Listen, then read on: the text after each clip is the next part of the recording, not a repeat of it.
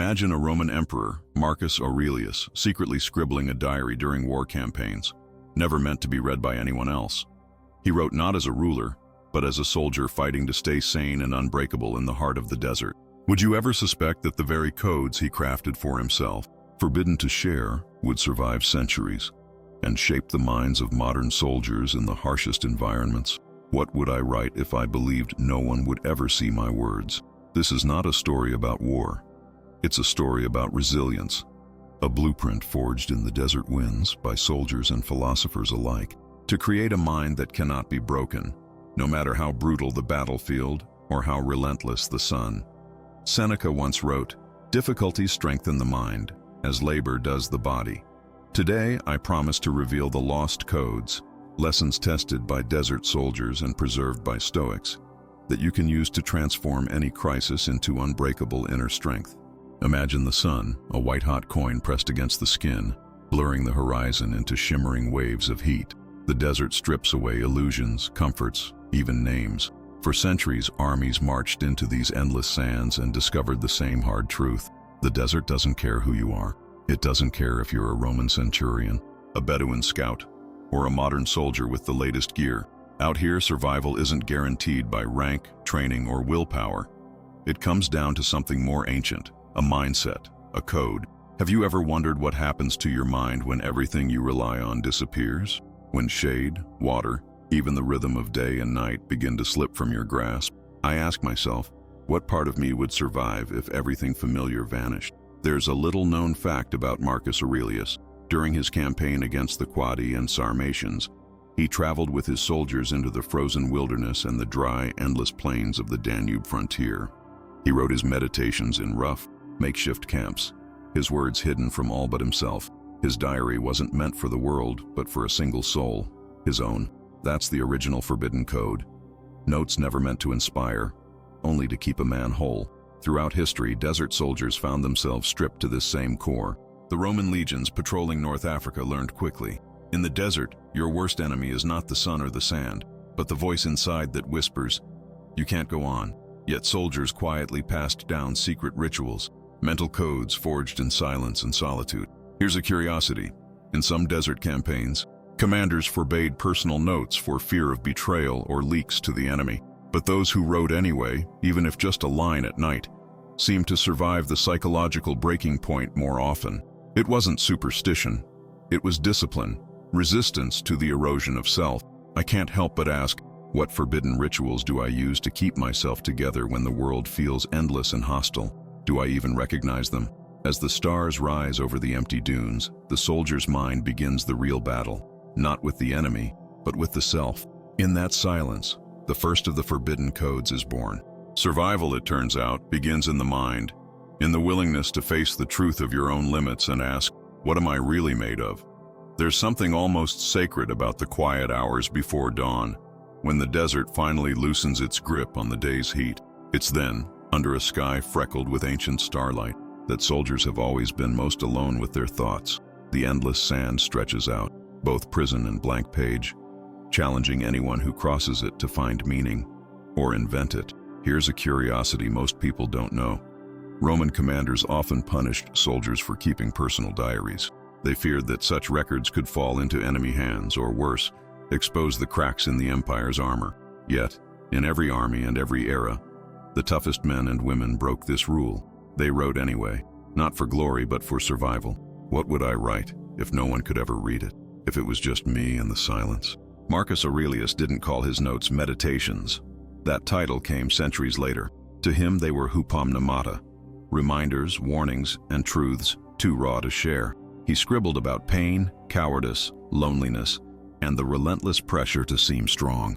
His real strength wasn't in hiding these thoughts, but in confronting them. Word by honest word.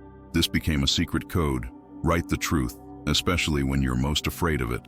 Modern soldiers in the desert do something eerily similar. In journals, notebooks, or sometimes just in whispered mantras before sleep, they record what they fear, not to confess weakness, but to give chaos a name. It's a forbidden ritual. Acknowledge what the world forbids you to speak. Epictetus, once a slave, knew the power of this. If you want to improve, be content to be thought foolish and stupid. Would I dare write my real fears down, even if no one would ever read them? What about the thoughts I wish weren't true? Stories emerge from every desert, soldiers who seemed unbreakable, but broke in silence, and those who seemed fragile but survived by putting forbidden words on paper. Writing became an act of defiance, not against the enemy, but against the unraveling of the mind. This chapter of the Forbidden Code is simple, but brutal. Give your pain a voice, even if it's just for you. When the world outside is chaos, the order you write in secret may be the only armor that matters. In the desert, there's nowhere to hide. Sand invades boots, uniforms, thoughts. The line between exhaustion and collapse blurs. It's here that the next forbidden code is tested. Ruthless honesty with oneself. Soldiers have an old superstition. Never lie to your squad, but never lie to yourself above all. The ones who broke first weren't always the weakest or least skilled. Often they were those who tried to deny what was happening inside. Fear, anger, despair. But the desert punishes self-deception. Out here, illusions are luxury. Reality is survival. Epictetus said, "It's not what happens to you, but how you react to it that matters." But reaction begins with recognition. Soldiers learned that when pain flared or panic rose, the first act of strength was to name it, to whisper in the dark, "I'm scared, I'm furious, I want to quit." It wasn't weakness, it was survival. Here's a curiosity. During World War II's North African campaign, some commanders secretly encouraged honest confessions around the campfire. The British long-range desert group kept unofficial fear journals where soldiers anonymously described their worst thoughts. Officers destroyed them after reading, but not before using the information to spot signs of breaking spirits. It was dangerous, but it saved lives. Do I have the courage to face my own weaknesses, honestly, before anyone else sees them? Or do I try to cover them, hoping no one will notice, not even myself? This honesty wasn't only about fear. It covered hunger, thirst, loneliness, longing for home. It was a cleansing, painful but purifying. In these moments, many soldiers discovered a paradox. The more honestly they admitted to breaking, the less likely they were to snap. The Forbidden Code is almost brutal in its simplicity. Never pretend to be stronger than you are, especially when you're alone. In the desert, a man or woman who faces the truth about themselves, no matter how ugly, finds something deeper beneath the pain, a quiet, resilient core that no storm or enemy can touch. Sometimes I wonder, what would I find if I stopped pretending and let the truth speak, even if only in silence? The desert is a master at stripping away the illusion of control. One day the sky is clear, the next it's a wall of sand and wind. Carefully laid plans vanish with a shift in the breeze. Here, soldiers learn the hardest lesson. You can't fight the desert, you can only move with it. This is where the code of radical acceptance is born. It sounds almost passive, but in truth it's the most active stance possible in the face of the uncontrollable. Soldiers learn to draw a sharp line in their minds. What can I control? What must I accept? And then, without complaint or delay, surrender everything outside that line. Marcus Aurelius wrote, "The impediment to action advances action. What stands in the way becomes the way." In the heart of the desert, this wasn't philosophy, it was necessity. The water runs out, accept it. Ration what you have. The mission changes at midnight, accept it, adapt. A sandstorm erases your tracks, accept it, keep moving, no matter how lost you feel. Here's a curiosity. The Roman desert outposts had a ritual. When a sandstorm destroyed the camp, they would mark the ruins with a single spear or stone, not to mourn the loss, but to signal acceptance. We start again, right here. This practice spread from military camps to desert monasteries, shaping an entire tradition of letting go and starting anew. Do I waste energy fighting things I can never change? Or could I learn to accept, adapt, and move, instead of resenting what fate throws at me? Radical acceptance isn't weakness. It's the ultimate show of strength, choosing not to exhaust yourself in a battle you cannot win. The Forbidden Code here is stark. Do not curse the storm. Become the kind of person who can survive in any weather. The desert doesn't reward anger, regret, or blame. It only rewards those who adapt, who learn to let go, who master the art of forward motion without bitterness. This isn't about surrendering hope. It's about surrendering control over the uncontrollable, and in that surrender, discovering a new kind of power. Sometimes I have to ask, what storms am I still cursing instead of learning to walk through? Night falls in the desert like a heavy blanket. The air cools, the wind calms, and an almost unbearable silence settles over the dunes. For many, that silence is more threatening than the burning sun. There are no distractions, no noise to drown out your thoughts. In this emptiness, the mind becomes its own battlefield. Here's a surprising curiosity. Epictetus, the Stoic philosopher who was born a slave, spent years forced into silence. His master, fearing Epictetus's sharp mind and rebellious questions, would not allow him to speak for days at a time. It was during these silences, Epictetus later wrote, that he learned to listen to his own thoughts, sorting out what was real and what was just noise. Desert soldiers soon realized that silence isn't emptiness, it's exposure. In the stillness, memories return, doubts grow louder, regrets replay like ghosts. Some break under the weight of their own thoughts, unable to escape. Others, however, find in that silence a strange kind of freedom. They begin to listen, not to the world, but to themselves. Have you ever experienced a silence so deep that your own mind became the loudest voice in the room? What do I hear when there's nothing left to distract me? Ancient Bedouins believed that the desert silence was a test sent by the universe to see if a person could endure themselves. It's said that only those who made peace with their own minds could truly navigate the endless sands. Some soldiers would walk for hours at night, letting their thoughts unravel, hoping to find clarity by sunrise. Others would carve lines in the sand or whisper old prayers, small rituals to give form to the silence. A forbidden code emerges. Don't run from the silence. Face it. Let it strip away the lies and the noise until what's left is unmistakably you. In the desert, silence is not your enemy.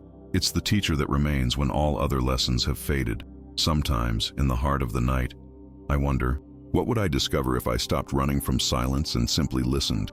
Out in the desert, pain is universal. Hunger gnaws at everyone. Thirst sharpens tempers and dulls senses. Sleep, when it comes, is shallow and restless. Under these conditions, the greatest threat isn't the enemy or the elements, it's isolation. The feeling that my pain is unique, my struggle is invisible. But desert soldiers learned an unexpected truth. Suffering, when shared, becomes lighter. In many units, the youngest and oldest were paired together, not as a tactical advantage, but as a kind of apprenticeship in endurance. The older would teach the younger not only how to survive, but how to bear the burden of suffering without letting it turn to bitterness. At night, stories became lifelines. Around campfires, by flickering lanterns, men and women shared the memories that hurt the most. Regrets, fears, failures, victories, and close calls. Some would even recite lines from Seneca. We are waves of the same sea, leaves of the same tree, flowers of the same garden. In these moments, soldiers saw their pain reflected in others and realized they were never truly alone. Here's a less-known curiosity. In the French Foreign Legion, desert veterans would perform a silent ritual after losing a comrade. They would share water from a single cup, passing it around until the last drop was gone. The message was simple: we suffer together, and together we survive. I have to ask, what would I do if my pain wasn't just mine, but belonged to everyone around me? How would it change the way I see myself and others? The forbidden code is powerful. Transform your suffering into connection, not isolation. Those who kept their pain locked inside usually broke. Those who opened up, sometimes with words, sometimes just a gesture, created an invisible shield. Brotherhood, sisterhood, a sense of belonging that could outlast the harshest storm. The desert reveals what hardship often hides. That real strength is never a solo act. It's a shared struggle, woven through the stories, the rituals, and the bonds that can't be broken by wind or time. Sometimes, when I feel most alone in my struggle, I wonder, what stories could I share that might help someone else survive their own desert? Most people think strength means refusing to think about disaster. But in the desert, soldiers learned that ignoring the worst only gives it more power. Fear grows in the shadows. It is only when you drag it into the open, look it in the eye, that its grip begins to loosen. Here, a forbidden practice took root, rehearsing the worst. Soldiers would sit in small circles or walk alone beneath the uncaring stars, forcing themselves to imagine the most brutal outcomes: losing a friend, getting lost in a sandstorm, running out of water, not returning home. This is not despair. It's a ritual of inoculation. The ancient Stoics called it premeditatio malorum, the premeditation of evils. Seneca advised, "He robs present ills of their power who has perceived their coming beforehand." The more soldiers confronted these dark scenarios in their minds, the more they realized they could endure them if they came. Reality, no matter how harsh, felt less shocking. Do I have the courage to face my own worst-case scenarios, truly imagine them, feel their impact, and survive them in my mind before life tests me for real? Here's a curiosity. Some desert tribes would tell the youngest initiates to dig their own grave on the first night, just a shallow pit in the sand. It wasn't a threat, but a lesson. Prepare for loss, so that fear won't paralyze you when it arrives. In some armies, soldiers would share their greatest fears before battle, not to frighten each other, but to bring terror out of the shadows. This rehearsal of catastrophe was never about pessimism. It was a preparation for reality. And the forbidden code is this: do not hide from your fears, invite them in, and let them teach you how strong you can be. The imagination, once an enemy, becomes the training ground for resilience. Sometimes I wonder, what disasters am I still refusing to imagine, hoping that, by avoiding them, I'll stay safe? What if real safety comes from looking straight at the storm and knowing, deep down, I am ready? Bitterness is a slow, invisible poison. In the desert, it spreads easily. One complaint, one curse, one grudge at a time. Every lost supply drop, every harsh order, every betrayal of trust can become a seed of resentment. And yet, soldiers soon learned that bitterness was deadlier than thirst or exhaustion. Once it took root, it infected the whole mind, turning strength to weakness, brotherhood to suspicion, courage to cynicism. The Stoics, too, knew this danger. Epictetus warned, "It is not things themselves that disturb us, but our opinions about them." Soldiers adapted this wisdom.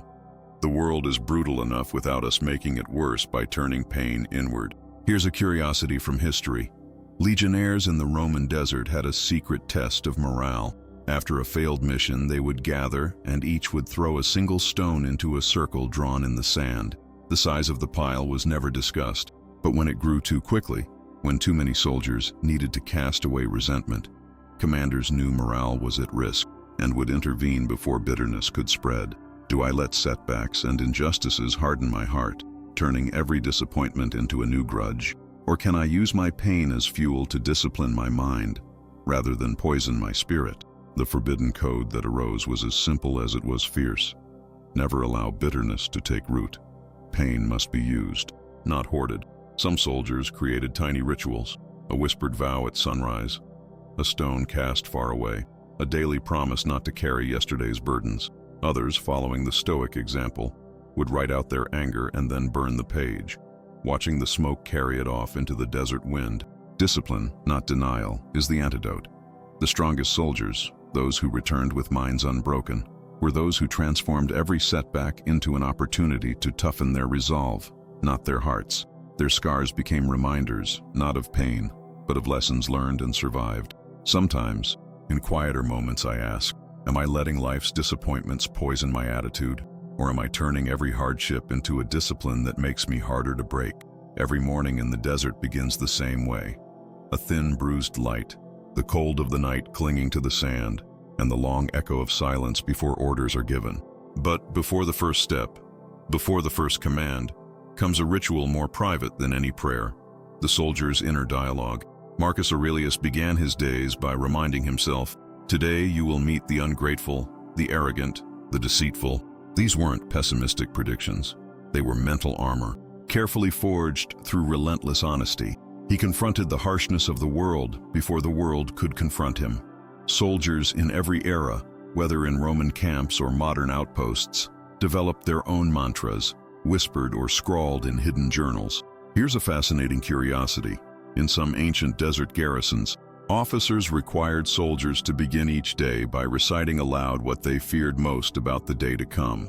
It was called the naming of the lions, because as the legend went, once you name your lion, it loses its teeth. Do I practice my own version of this ritual? Do I name the challenges I expect to face, giving myself a chance to meet them head-on instead of being blindsided?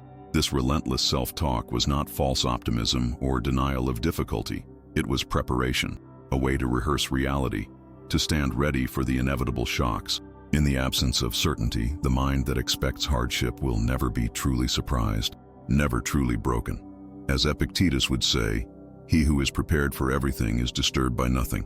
The forbidden code is this: speak the hardest truths to yourself every day. Make them a habit so familiar that fear finds no purchase in your mind. Soldiers who adopted this code could face disaster, betrayal, even death, with a clarity and steadiness that seemed impossible to those around them. I wonder, what would change if I began every day expecting the world to test me, and greeted each test as a chance to prove I cannot be broken? There's a myth about survival, that it leaves us harder, colder, armored against the world. But the soldiers who truly endured the desert, the ones who came back whole, learned something far more complex. They returned not just tougher, but more open, more connected, more alive. Because the forbidden codes they followed were never about becoming hard like stone. They were about becoming flexible like the shifting sand. To be unbreakable is to adapt, to bend, and to rebuild, over and over, no matter how many times the desert tears you down. The real victory is not in surviving the desert, but in refusing to let it strip away your humanity. To come back with your mind stronger than your body, and your spirit intact. Those who wrote their fears, named their pain, accepted what they could not control, and turned their suffering into connection. These were the ones who survived and transformed. Here's an extra curiosity. The meditations of Marcus Aurelius, written in exile and war, were never meant for public eyes.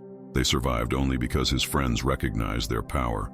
Pages filled with reminders, confessions, and hard-won hope. In a sense, every person who reads them becomes another link in that ancient chain of unbreakable minds. Do I have my own codes, ready for the moments when everything else is stripped away? Am I willing to be honest, to accept, to share, to rehearse the worst, to let go of bitterness, and to speak truth to myself every single day? This is the last forbidden code. Do not mistake survival for living. The world may strip you down, but it is your choice to come back changed, stronger, wiser, and still open to life's possibilities. The unbreakable mind is not a fortress. It is a compass, always pointing you back to what matters most. What have I carried out of my own deserts? And what am I still searching for in the silence after the storm? If you've made it this far, you're already part of a tradition older than any army or empire.